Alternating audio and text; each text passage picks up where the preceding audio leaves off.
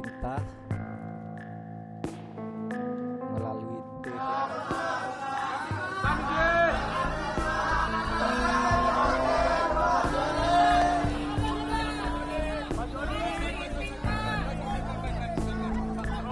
saya juga dapat berita itu dengan nama-namanya gitu, tapi saya anggap itu gosip politik, ya, gosip politik. Kita bekerja dengan hukum saja. Saya juga sudah lapor tentang itu ke Presiden, Pak. Saya tidak akan masuk ke soal ini.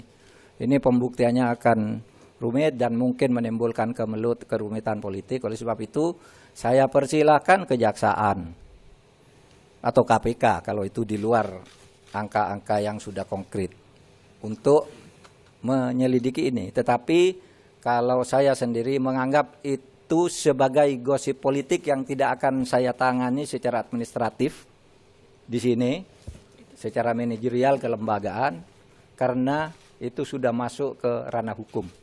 Saya dapat info itu dan saya sudah lapor ke Presiden. Saya tidak akan masuk ke urusan politik.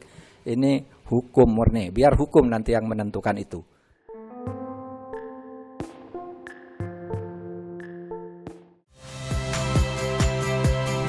Saya Rahmat Ibrahim. Saksikan program-program Kompas TV melalui siaran digital, pay TV, dan media streaming lainnya. Kompas TV, independen, terpercaya.